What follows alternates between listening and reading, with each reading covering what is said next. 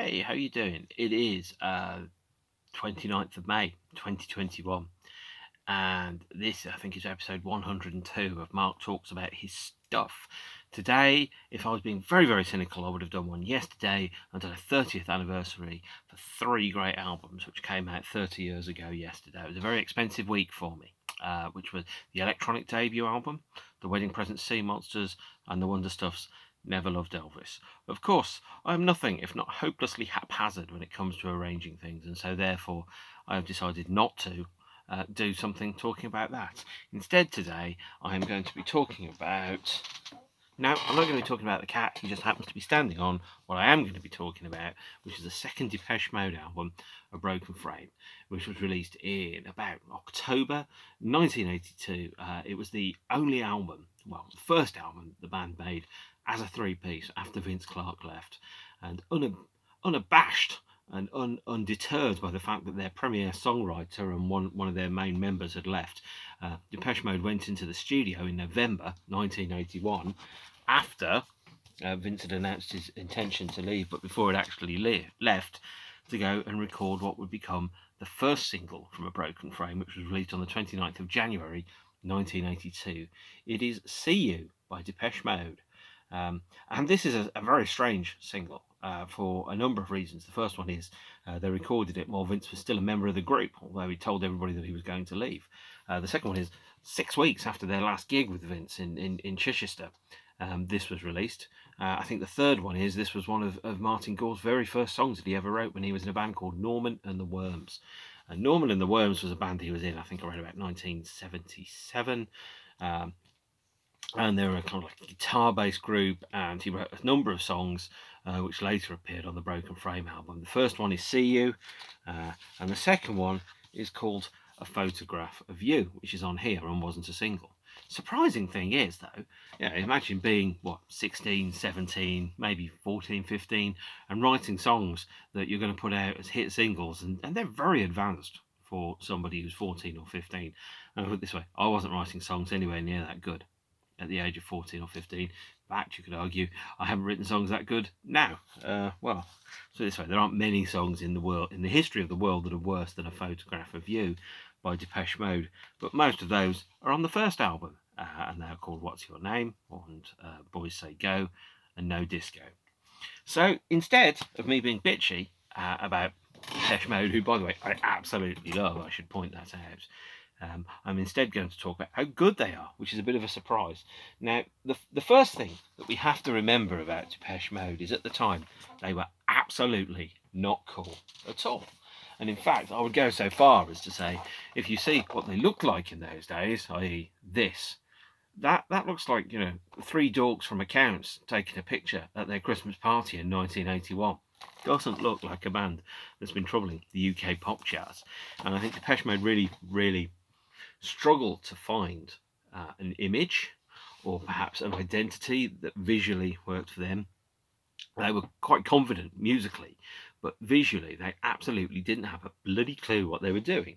The videos for the songs are notoriously bad, hence why it took until 2016 for them to be released on this DVD, with commentaries where the band members largely are raucously taking the piss out of themselves for appearing in such terrible, terrible videos.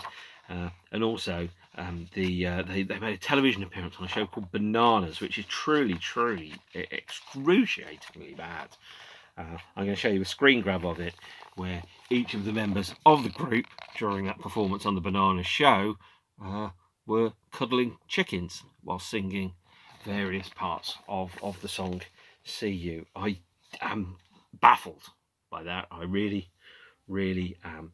And Morrissey agrees, because in a review of Depeche Mode in Record Mirror by Morrissey, he said, Depeche Mode may not be the most remarkably boring group ever to walk the face of the earth, but they're certainly in the running. Their sophisticated nonsense succeeds only in emphasising how hilariously unimaginative they really are. So that's and by the way, there's providence there, because that's the review written by Morrissey from Record Mirror. I, of course, disagree. I think maybe this period of Depeche Mode is pretty rough going if you're a fan of the band. But obviously greatness was hidden inside the records. And as I've said before, I'm a huge fan of bands that don't have their photograph on the cover of the record, because in the 80s, everybody looked atrocious. Even the people that looked amazing were atrociously amazing and have not aged particularly well. So we'll go back in time a little. We'll start off with the first single from A Broken Frame, which I've already mentioned, which is See You, which obviously is a Norman and the Worms song written by Martin. This was released on a 7-inch. It was released on a 12-inch, again with a different cover here. And what it says is that they're extended versions, but the single of See You is about 4 minutes. The extended version of See You is 2 bars longer than the album version. So to all intents and purposes, not really that extended at all. And the 12-inch is like 4 minutes 50. The single is 3 minutes 55. The album version is about 4 minutes 34. So there's really not much difference. It's not like, you know, the classic days of the 12-inch mix where they do the song and then all of a sudden they go into this extra section. And you're suddenly like, wow, this is like the director's cut version of the song, where the song actually becomes considerably less cheesy. No, it was just, they looped it. The intro, I think, an extra 8 seconds or something. The B-side of See You is called Now This Is Fun, which was originally called Reason for Fun, which would have been, you know, the first Depeche Mode single where the title of the song wasn't referenced at any point in the... No, actually, no. I sometimes wish I was dead. Doesn't have that in there as well. So that's a fib. Pretend I didn't say that. Pretend I didn't. Honest gov, mate. I'll be all right. So the B-side, by the way, Now This Is Fun, absolutely fantastic. One of the best B-sides that there is. A very, very confident single for a band that have just lost their main songwriter and have gone over to their B songwriter. And just really assured.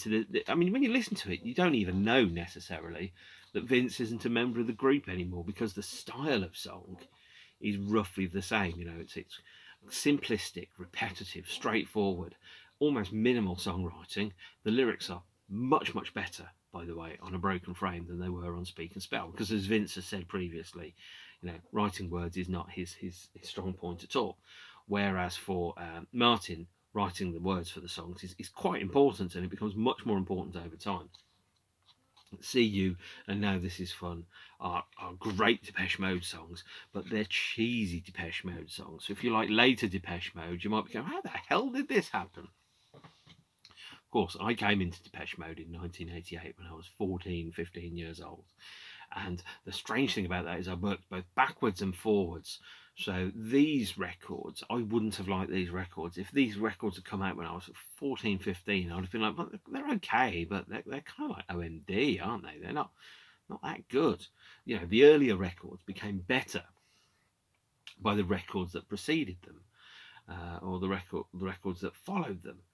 So in the same way that perhaps some of the later Depeche Mode albums and records aren't particularly amazing, they're better because of the history of the band. And the earlier records are better because you can see what Depeche Mode were going to grow into, in much the same way as when you see Baby Pictures and you go, I can see the adult in there. I can see them, but they've not been chiseled away yet. Kind of like yeah, that cliche about a statue, or that thing that David Bowie said, which is growing old is the process of becoming who you always should have been. Is, you know, listening to this is Baby Pictures, and what you're seeing the band doing is they're chiseling away from the first moments until they get to the point where they finalise, this is who we are. Now some bands hit that right from the first song that they release. AC/DC did it from the first song that they released. The Smiths did it from the first song that they released.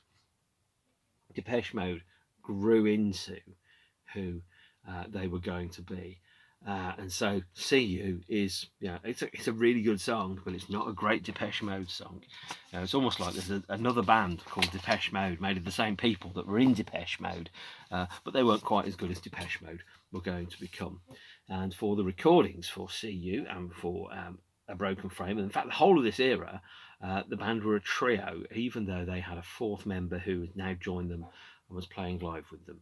And the fourth member was Alan Wilder, who whose name will become far more prevalent in future moments when I talk about Depeche Mode. But he joined the group as a live musician, and I think the band wanted to, when they released See You and when they released Now This Is Fun and A Broken Frame, what I think they wanted to do is they wanted to prove to Vince that they could do it without him. They didn't need him, even though Vince offered them a couple of songs, I think, for them to do and put on their second album. Yazoo's Only You, by the way, was very nearly a Depeche Mode song. Vince gave it to Depeche Mode, and they chose instead to work with songs that Martin had written. So they went on the tour, the See You tour, which ran January through to May. And they interrupted the tour halfway through to record what was going to become the second single from the album. So, again, 3 months after See You came out, and 6 months before the album was released, they released their second non-Vince single, The Meaning of Love. And good God, this doesn't look like a Depeche Mode single at all, does it? Yeah, they're very, very different from the band that they were later going to become. And yeah, I couldn't have thought that when I saw the cover to this, I thought, oh, Depeche Mode, the coolest band on the planet. Absolutely not. Again, the videos were terrible around about this period. So The Meaning of Love was another Martin song. Various formats of that came out. Here's the 7-inch, and in those days a lot of the 7-inches, by the way, didn't have picture sleeves. They put the picture sleeves on to get it up to the chart, and once it was in the chart it was very easy to find them without the picture sleeves. Also, when I was buying these, it was 6-7 years after they'd fallen out of the chart, so being able to find them was quite a task in itself. It wasn't like you could go on Discogs. Discogs didn't exist. You had to go to the shop and look in the rack and hope that the shop had the record that you wanted, and hope that you had enough money to be able to buy the record that you wanted, as well as juggle that around all the other things. And you can tell, this is in the days before barcodes, before reissues or anything like that. So these releases were, they were pressed a couple of times, they fell out of the charts, and then they were gone forever. So you had to rely on somebody getting bored of the band somewhere in the town where you lived around about the time you got into the band, and then taking these records to the second-hand record shops and trading them in, and then you going, I'll spend £2, or in this case £1.80 on The Meaning of Love on 12-inch. And Meaning of Love is not a brilliant song. It's got a lyric like, from the notes I've made so far, it seems like love means something like wanting a scar. And I could be wrong, I guess, I'm not sure, but I've never been in love before. Never been in love before, never been in love before. Do do do do do do do do do do. Which is, it's a nursery rhyme of a song. It's fun, it's silly, but it's not particularly good at all. And then the third single from the album, this, by the way, was the last single from the album before the album came out, which is pretty surprising, really, is, I think, probably the first and quite a pivotal song in Depeche Mode's history, Leave in Silence. Now, at this point, the bands were still touring the Speak and Spell album, and they, on the live shows that they did between January and May 1982, they were performing 2 cover versions. They were still performing the track and television set, which they never recorded in the studio, and they would have recorded if they'd written it, but they didn't record it because they weren't going to get the royalties for it, because it was by another band called, I think, I don't know, Romance in China or something like that, a local band from the Basildon area. And the other song which they were playing live was a cover of Jerry and the Pacemakers, I Like It. I like it the way that you wash your hair, and the way that you walk in when your mother's not there. That song, I like it. It's awful, and I'm so glad that there isn't a B-side version of it, because it's dreadful. And Alan does remember playing that alongside the song Television Set, and has no fond memories of them. Now, at this point, again, it's a matter of pride, Alan didn't play on this. This was recorded during the sessions that became the Broken Frame album. I listened to the Broken Frame album today. It's aged much better than I thought it would have. For a long time, I thought it was the worst Depeche Mode album. Then I heard Exciter, which is still the worst Depeche Mode album. This is merely the second worst Depeche Mode album. depending on which way the wind is blowing, by the way. But Leaving Silence is an absolute fantastic song. Very, very underrated. I wish it was played live by the full band in their live sets to this day. It also, by the way, introduces to the world the bong catalogue number, which, as far as I can tell, there is no reason for that. And when asked, the band said, well, we can't really remember why we decided to call them bong. But every single one of their singles since then, it has a bong and a number. Which I suppose was just a nice way of creating a sense of corporate identity in much the same way as the New Order records had certain catalogue numbers. But no, Leaving Silence is a beautiful single. And again, the video is absolutely atrocious, because that's one of the things that Depeche Mode were very, very good at the time, was doing absolutely atrocious videos. But the record sounds phenomenal. And Leaving Silence was a 7-inch, and here it was a 12-inch. And if you look very carefully, you can see the 12 inches have got like a textured sleeve on it. And I listened to this earlier on today in the sunshine for the first time since September 2020. I sat out in the sunshine with my record player and I listened to old music, because that's one of the things that makes me happy.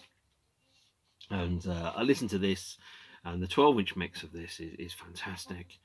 It's a proper, extended, full-length 12-inch that really kind of just explores all of the variations and all the musical ideas and motifs that are linked up in the song. The B-side is called Excerpts from My Secret Garden. And I should point out, at this point, My Secret Garden hadn't been released. So My Secret Garden is the second song on the album A Broken Frame. But the first time anybody heard it was hearing the excerpts from My Secret Garden and further excerpts from My Secret Garden on the 7-inch and the 12-inch. And by the way, the further excerpts from My Secret Garden is a different recording of the song. It runs at a faster speed. It really resembles the concert arrangement of the song, but played in an instrumental form. So the vocal melodies are played on a synthesizer as opposed to a vocal. And the live version of My Secret Garden, which opened every show on the Broken Frame tour, runs at the same speed as the excerpts of it. So effectively the band performed live the B-side version with vocals. There is a test about this later on. I'm sure we will all fail it. I don't even know why I remember that, actually, come to think of it. But again, this was recorded as a trio, inevitably to kind of cock a snook, whatever that means, at Vince, to say, we don't need you, we can survive as a trio anyway. And the evidence for that was all over the album A Broken Frame, the second Depeche Mode album. I've talked about 3 songs that are on there. There are also obviously the 3 B-sides, which being Now This Is Fun, Oberkorn is a small town, which is on the B-side of The Meaning of Love and is a generally generic instrumental, and further excerpts from My Secret Garden. You have to be careful which version of A Broken Frame you get. The original vinyl editions up to 2006 have a slightly different photograph. This is the original vinyl edition, it's not the 2006 and onwards vinyl version. The American version of the album has a slightly different running order, because it replaces the album mix of Leaving Silence with the 12-inch mix, and it features further excerpts from My Secret Garden Deep Inside Side 2. But this album, every song on it, written and recorded by Martin Gore, and well, all songs and lyrics by Martin Gore anyway, which, is something that they were very keen on putting in all of the promotional stuff, is to make it very clear to you that Vince had no part in this, and it's aged pretty well, actually. Listening to it now, I was expecting to hear an album this morning when I listened to it that was a lot less confident, a lot less assertive, was a little bit more questioning, a little bit unsure. But the only area of the album which is unsure, actually, is the songwriting. It's got a couple of unamazing songs on it. I think it's fair to say that Monument is not a great song. See You, The Meaning of Love, and A Photograph of You are some of Martin's very, very earliest songs, and they're very different. They're a lot peppier, they're a lot happier, they're a lot more straightforward. And A Photograph of You, by the way, is also a song which Martin wrote when he was in Norman and the Worms. And again, he wrote that when he was, what, 14, 15, something like that. And it really sounds like it's a song that's been written by somebody that's 14 or 15 that has no lived knowledge of relationships, but is someone that's trying to go, I think this is what love might be like from a purely academic perspective. And of course, in the meaning of love, he does kind of put that lyric in there, actually, which is, I've read more than 100 books, seeing love mentioned many thousand times. But despite all the places I've looked, it's still no clearer. I'm still no nearer the meaning of love. Noted down all my observations, spent an evening watching television, and I couldn't say with precision, no, it's a feeling and it comes from above. But what is the meaning of love? It's all about, I don't know what love is. I'm writing songs about the meaning of love, but I don't know what it is. And from the, just some of those lyrics are not great at all. But then some of the other ones really are. So there's My Secret Garden, which is a great song, by the way. I wish they'd play it live more often. Monument, not a great song.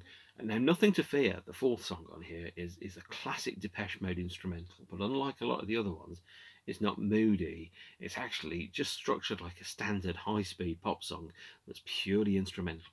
And the name Nothing to Fear gets its name from Martin was reading a book of predictions, not like Nostradamus, but other predictions.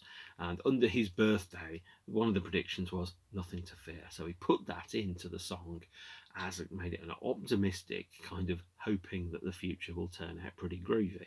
Obviously, for Depeche Mode, the future did turn out pretty well. For the world overall, perhaps not so amazingly. Side 1 ends with the LP mix of See You. And then side 2 starts with Satellite. There's The Meaning of Love, which I've discussed before, which is almost an academic discussion of what love is. There's A Photograph of You, which again is that Norman and the Worms song. A song called Shouldn't Have Done That. And then the last one is The Sun and the Rainfall. Now, Shouldn't Have Done That, by the way, when you listen to it, there is a backwards lyric, which is spoken underneath the middle of the song. So what it sounds like when you go back to it, and obviously I'm reading this off a web page, is Martin Gore telling a children's story, which says the big bird is pecking, the little bird is pecking as well, but the big bird has got more worms than the little bird, so the little bird doesn't like this. He flies over to the big bird's worms, and oh, what a joy it was when he got those worms, and he flew away, and he flew onto the top of the mountain, and the big bird was too fat and he couldn't fly. The best thing to do is to find somebody that's reversed the audio on this, and you can actually hear Martin reading it out. But I'm not going to do that because I don't want to get copyright struck by anybody whatsoever. I am a coward when it comes to that. However, that's a very interesting little story, and again, it took me until when I found it on a web page a couple of years ago before I realised that's what was actually going on. I'd never even thought about playing the track in a reversed audio fashion. But you can reverse engineer it from the 5.1 mix of the album as well. Now, The Sun and the Rainfall is one of people's favourite songs off this album. It's certainly one of my favourite songs off the album. If I had to rate my 4 favourite songs off this album, they'd be Leave in Silence, My Secret Garden, Nothing to Fear, and The Sun and the Rainfall. And I know that Alan Wilder kind of put in a vote for The Sun and the Rainfall to be revamped and played on a later tour around about 1988, 1990, possibly even 1993, 94, but was unsuccessful, and the other members voted him down. But Alan, at this point, was still just a paid session musician who was paid £100 a week, which, by the way, is £363 in today's money, to flesh out the band's live sound, do backing vocals, play keyboards, whistle, and pretty much anything else that he could think of. And I think it was a little unfair to Alan to not have him play on the album, but I completely understand why they didn't do that. But not long after the album was released, Gareth Jones, I think, called, it might have been Dan Miller actually, called Alan and said, you're in the band, you're an official member of Depeche Mode. And that was the dawning of Alan. Everything changed after that point. And of course, if you want, I will do a 7-hour mini-series about why Alan really, really needs to get back in Depeche Mode. But I should point out that I really hate people that just comment on every Depeche Mode Facebook group and go, "Bring back Alan!" It's like, dude, that ship has sunk, mate. Stop living in 1992. It's 2021, not 1991. Despite what you might think about me constantly talking about old bands, I'm actually very keen on spending time in the here and the now. It's really, really important to make new memories as opposed to spend your time kind of living in the past, despite what I might already tell you. So I'm going to go on to move on from A Broken Frame and talk, I think, a little bit about the formatting that we've got for it. Here is an original 1989 CD of it.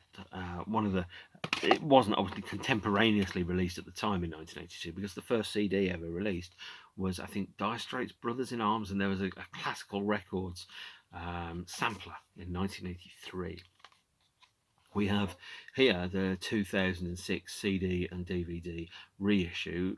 In Europe, this was a Super Audio CD. In the rest of the world, it was a standard CD. I think there was also a DVD which has a 5.1 mix of the album, a documentary called The Beginning of Their So-Called Dark Phase, which is half an hour long, and several live tracks recorded at the Hammersmith Odeon in 1982. Those live tracks are the first recordings by Depeche Mode to feature Alan Wilder that were released. Now, the 5.1 mixes of this, alongside the 5.1 mixes of every Depeche Mode album up to 2001's Exciter, were created and compiled in 2005 and 2006 by a Mute Records team that went back to the original multi-tracks and kind of like identified and transferred and digitized all of the existing multi-tracks that they could find, and the bits that they couldn't find, they went back to the band. Well, how did we do this? So, in fact, the 5.1 mixes are newly created in 2006, and the other thing about the 5.1 mixes is they are ever so slightly different from the mixes that came out at the time that the tracks were released. On Sacred in 1987, on the Music for the Masses album, I think the mix is slightly different by design because the band changed their mind about something. On a couple of the other ones, the team that were creating the 5.1 mix were genuinely baffled. Like, how did we create this? So they rang up Alan and they went, "Alan, do you remember how you did this?" And Alan would go back through his archives, and he'd go through the live arrangements. He went, "I think it was, this through that, gated through this, and then, buy equipment off eBay, and they get it back up." And, some of the mixing was unique, and they're like approximations. But the 5.1 mixes are absolutely fascinating. And if you're hugely into 5.1 mixes, completely essential listening. It really give you a very different flavour of the album. And they are as authentic as you can get, really. They're not attempts after the fact to create and bolt on a 5.1 mix in order to sell box sets and things like that after the artist has died. No, they were done with full cooperation and input from members of the band as much as possible. So I don't even know why I'm telling you that, really. But if you're going to buy the albums, get the 5.1 versions and get the CD DVD versions. There are also a couple of CD singles I should mention. This is CD Bong One, the first of the Bong CDs. This is a French Blue Stripe CD single from around about 1988. And then also there was the next single. So the band played a number of shows, and they recorded one of the shows at the London Hammersmith Odeon on the 25th, I think, of October 1982, and the intention was to release a live VHS live at London, but instead they chose not to do that. Instead they passed the tape of Live in London, which was broadcast as a TV special in a couple of countries which they hadn't got to touring. I think it was broadcast in Sweden, and that's where the copies of Depeche Mode Live at the Hammersmith Odeon 1982 video come from, alongside some subtitles. Also, the band released effectively their first live album on the B-sides of these three singles. I'm leaping forward ahead a little in chronology here. Limited edition 12 inches of Get the Balance Right, Everything Counts, and Love in Itself. Each of these 12 inches is backed with 4 live tracks. So the first 12 inches is backed with My Secret Garden, See You, Satellite, and Tora Tora Tora, recorded at Hammersmith. Again, with Alan's first appearance on there. The second 12 inch of Everything Counts had another 4 live tracks on the limited edition, which are New Life, Boys Say Go, Nothing to Fear, and The Meaning of Love. God, I don't like that song. Anyway, The Meaning of Love, all those B-sides are on this 12 inch, which comes with Everything Counts. And then the third limited edition remix 12 inch is this one, Love in Itself. That's the second single from the Construction Time Again album, with the last 4 live tracks, Just Can't Get Enough, A Photograph of You, Shout, and Photographic. For some reason, they managed to put 2 of my least favourite Depeche Mode songs on those live 12 inches. But it's not as if I was writing any better songs at the time. These 12 inches, if you're into collecting vinyl Depeche Mode and you want some early live Depeche Mode, you absolutely have to get these. The CD editions of these, staggeringly expensive, hard to get, rare, and not re-released, by the way. The vinyl, a lot easier to get because there are a heck of a lot more copies of it. There's also, if you were really being keen on that, a couple of some Depeche Mode bootleg LPs. Depeche had a lot of bootleg LPs, which for a band that never changed its set list was pretty surprising. But you know, Depeche Mode fans are not like other fans, as we know. They're kind of obsessive. They're willing to remind everybody that Alan should rejoin the band, which, by the way, I believe it's been at least 4 minutes since somebody posted on Facebook that Alan needs to rejoin the band. Get Alan back in the band, please. Rejoin the band, Alan. Nothing's been the same since you left the band, Alan. Alan, why did you leave the band? You broke my heart. You're more important than my life, Alan. Join the band again.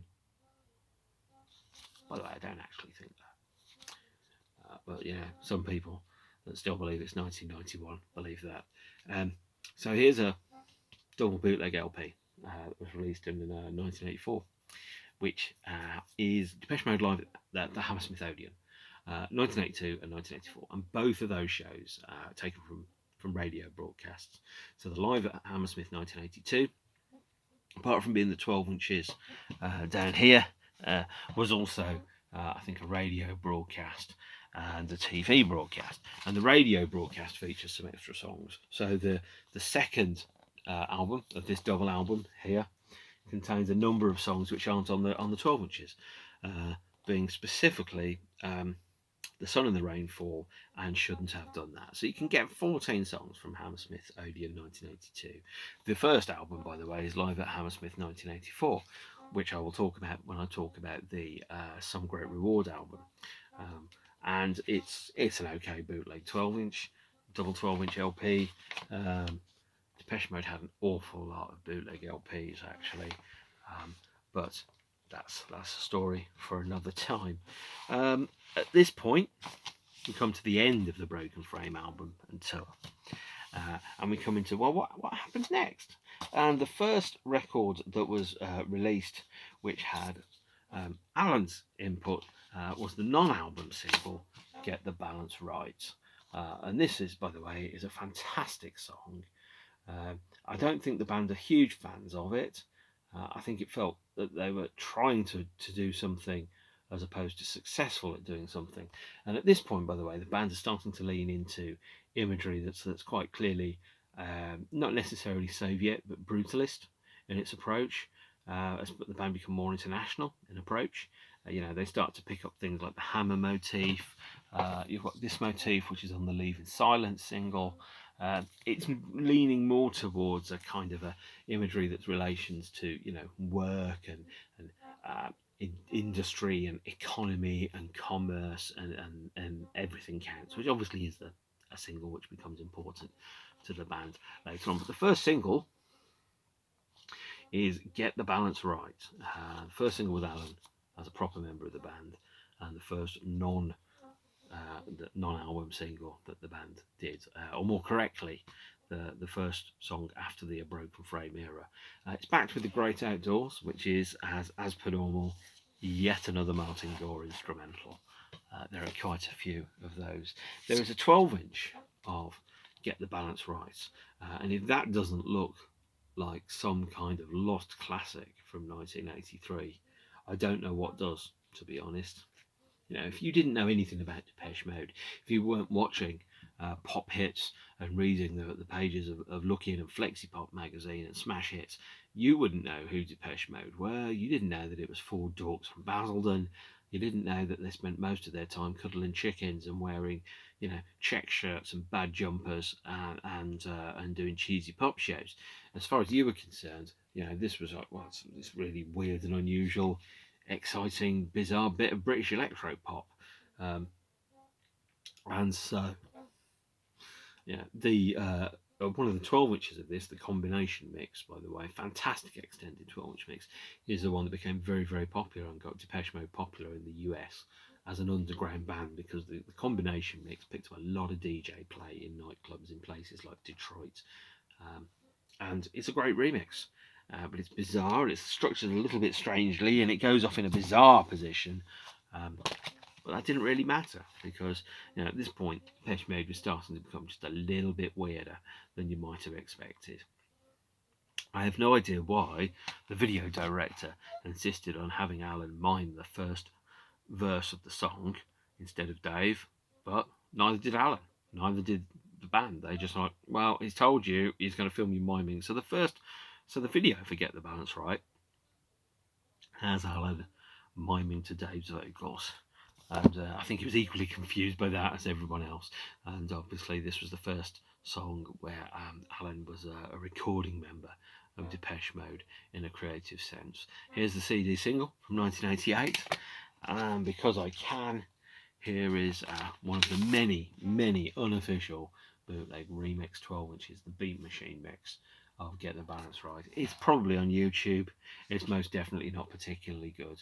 To be honest, I bought this when I was looking through Discogs, and I was like, well, I don't really want to buy just one record from a guy. What else have they got? And I looked through, and it said Depeche Mode, and it was like Get the Balance Right, Beat Machine mix, and I'm like, well, it's £2. I'm paying £4 postage anyway. I might as well plump it out with an extra couple of things. And lo and behold, that's how I've got an awful lot of the number of unofficial Depeche Mode 12 inches, which you'll be seeing over the next few episodes. The only thing I haven't mentioned so far is the 1991's DMX 1-6 CD singles box set. This features the CD singles for See You, Meaning of Life, Meaning of Love, and Leave in Silence. Quite affordable and essential things to get at the time. So that brings up A Broken Frame, which I think, for my money, has aged remarkably well. I had a very, very low opinion of this album for a very long period of time. When I listened to it the other day, this morning in fact, which is not the other day, I kind of untangled my preconceptions, and I just listened to it, and I was like, you can't even tell that Vince is not the main songwriter. You just think that Vince has got a heck of a lot better at writing words and has perhaps taken a little bit of a darker tune. Martin was going to become the main and predominant songwriter in Depeche Mode for the rest of their career from this point onwards. And what a fantastic choice that was, by the way. The songs on here, there's 4 or 5 absolutely brilliant Depeche songs. There's a couple of stinkers. Sorry to Monument and Shouldn't Have Done That, and A Photograph of You and The Meaning of Love. They're really bad songs. They're in my bottom 10 Depeche Mode songs. And yes, by the way, lower down than songs like Fragile Tension what is it? Scum, I think. Or that's a bad one, isn't it? Fail, I think. You know, some unamazing songs which came much, much later in the band's career. But A Broken Frame, I think, has aged very well. Now that I've been able to untangle my sense of disappointment that it didn't sound like music for the masses when I heard it, I can take the album for what it is and listen to it on its merits and decide that, yes, it's still not the best Depeche Mode album, but it's certainly not the worst, and it's aged far better than I initially feared it was. Now we are into the dawning of Alan, the era of the band. I think Depeche Mode really stepping up a notch, both commercially, creatively, Not quite yet visually. They still had some bad jumpers and bad haircuts, which they were going to provide. But luckily, there weren't going to be quite so many pictures of them on the front or the inside of the albums in future. That is going to wrap up where we are with, I think it's episode 102 of Mark Talks about his record collection. Next time round, probably the Wedding Presents Tommy album, but it might be the films of Stanley Kubrick. It might be something else. I don't know, actually. I haven't made a decision yet. Usual things. Don't be a dick in the comments. If you've got suggestions about what you'd like to hear me talk about, put a comment down there. I will put a link to the Hammersmith show down there as well. And if you can, take care of yourselves, and I will see you all again at some point soon. Stay beautiful, and bye.